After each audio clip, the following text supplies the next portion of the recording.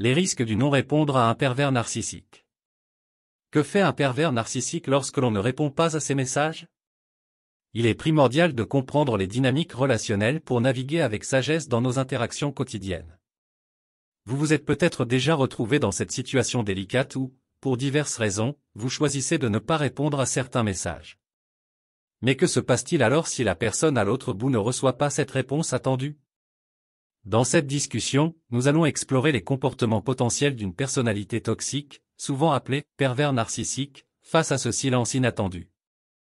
Premièrement, il est crucial de souligner que le terme « pervers narcissique » décrit une dynamique relationnelle malsaine, où une personne cherche à manipuler et à contrôler les autres pour satisfaire ses propres besoins, souvent au détriment des autres.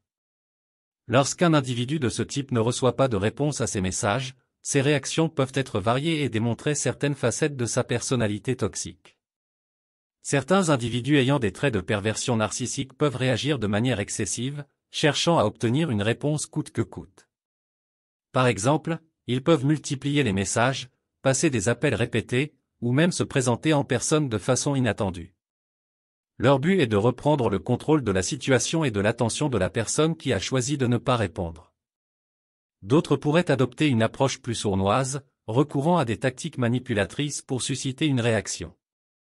Ils peuvent exprimer de la colère, jouer sur la culpabilité, ou même se présenter comme des victimes, cherchant ainsi à forcer une réponse de la part de l'autre personne. Dans certains cas, ces individus peuvent choisir de dévaloriser la personne qui ne répond pas, exprimant du mépris ou des critiques pour tenter de la culpabiliser ou de la rendre anxieuse quant à son comportement. Parfois, au lieu de réagir avec colère ou insistance, certains pervers narcissiques peuvent opter pour le silence radio.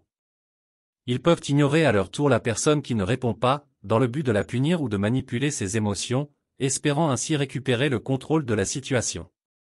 Maintenant, comment pouvons-nous appliquer ces observations dans notre vie quotidienne? Tout d'abord, il est crucial de reconnaître que chacun a le droit de définir ses propres limites et de choisir quand et comment répondre aux messages. C'est un élément clé pour maintenir des relations saines et respectueuses. Ensuite, si vous vous retrouvez face à ces comportements, il est essentiel de rester ferme dans vos limites et de ne pas céder à la pression ou à la manipulation. En comprenant ces tactiques, vous pouvez vous protéger émotionnellement en vous éloignant de telles interactions toxiques.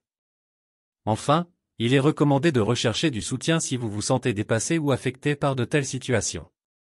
Parler à des amis de confiance, à des membres de votre famille, ou même consulter un professionnel peut vous aider à mieux comprendre ces dynamiques relationnelles et à développer des stratégies pour les gérer. En conclusion, il est essentiel de reconnaître les comportements potentiellement toxiques d'une personnalité de type pervers narcissique lorsque l'on choisit de ne pas répondre à ces messages. En comprenant ces schémas de comportement, nous pouvons établir des limites saines et protéger notre bien-être émotionnel dans nos interactions quotidiennes. Souvenons-nous toujours que notre santé mentale et émotionnelle est primordiale, et que nous avons le droit de choisir les relations qui nous nourrissent positivement. Nous sommes arrivés à la fin de cette vidéo pratique. Nous espérons sincèrement que cette vidéo a été une source d'inspiration et de réflexion pour vous. Si cette vidéo pratique vous a été utile, nous vous invitons à la partager avec vos proches, vos amis et vos collègues. Merci encore de nous avoir accordé votre temps et votre attention. Bien à vous.